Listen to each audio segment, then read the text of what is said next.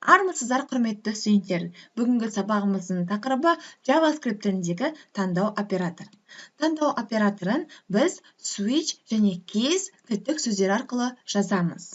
Ең бірінші, JavaScript тілін жазбас бұрын HTML құжатын құрып аламыз, және HTML құжатына біз скриптік тілді жеке құжат ретінде ссылка беріп құрсақ болады, немесе HTML тілінің өзіне енгізсек болады. Бұл жайлы бірінші видеоны көру арқылы түсінесіздер. Енді таңдау операторы бізге не үшін қажет? Мысалы, сізге бағдарламалау кезінде мынадай тапсырма берілсін. Бұл жерде 1-ден 4-ге дейін сандар берілген. Осы сандардың ішінен пайдаланушыға қажетті санды экранға шығаруымыз керек. Мысалы, егер пайдаланушы 1-ді таңдаса, экранға 1-де қандай мәтін енгізілген, соны экранға шығарамыз. Енді бұл жерде result 1, 2, 3, 4 деп берілген. Осыны практикалық жұмыста жазып көрсетейін. Ол үшін HTML құжатын Sublime Text'те құрамыз. Құжатымды сақтап аламын 1-ден. Рабочий столда. Индекс HTML.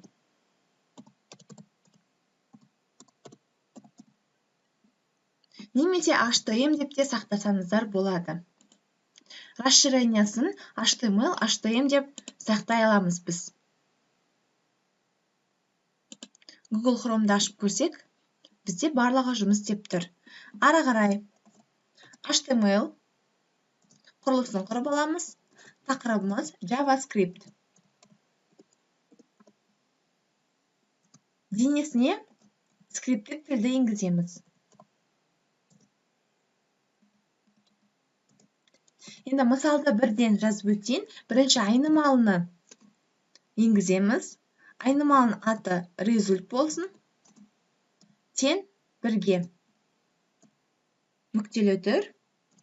Switch таңдау операторы.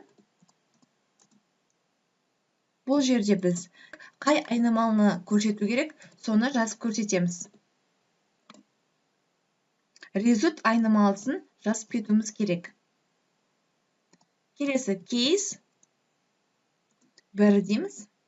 Қос нүкте. Document write. Браузерге шығарайық. Экранға мәтін шығаратындықтан біз оны тырнақшаға аламыз. Result тен 1. Нүктелі түр. Және break. Break дегеніміз, бұл бірінші таңдау операторындағы, яғни бірінші кейстегі мына жолды тоқтатады. Тоқтатады да, ары қарай келесі жолды біз кейспен ашамыз. Document write.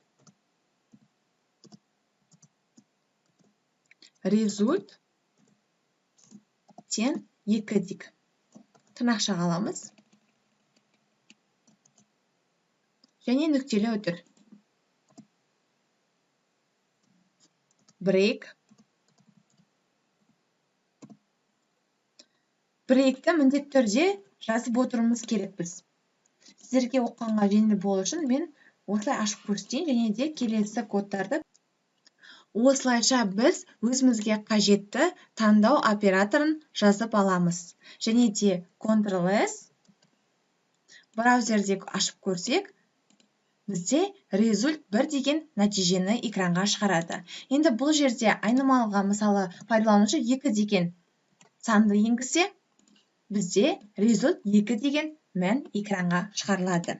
Егер де мына жерде break дегенді алып тастасақ, бізде бірінші мәтін мен екінші мәтін қатар шығады. Себебі осы жердегі біз кодты тоқтатпадық. Ары қарай жалғастырып кетеді. Break дегеніміз бұл бізде тоқтату.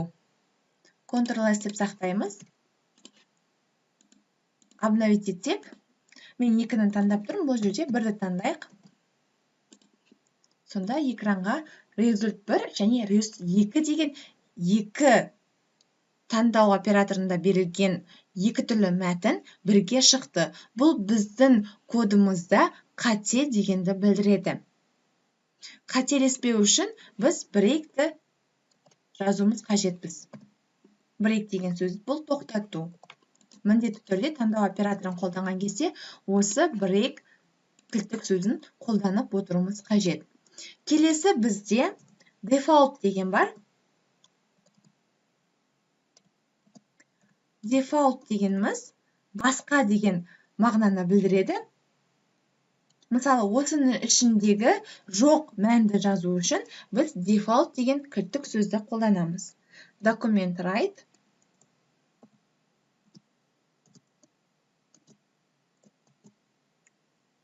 Бұл жерге енді result тек бірақ кіші 4-тен дик. Нүктелі үтір. Және де айнымалыға 5 деген. Мұна таңдау операторында берілмеген мәнді береміз. Ctrl-S. Сонда экранға result кіші 4-тен деген мәнді экранға шығарады. Таңдау операторын біз қандай да бір осындай үлкен көлемді мәндердің ішінен бір ғана мәнді шығару үшін осы таңдау операторын қолданамыз. Бүгінгі сабағымыз осымен аяқталды. Сау болыңыздар.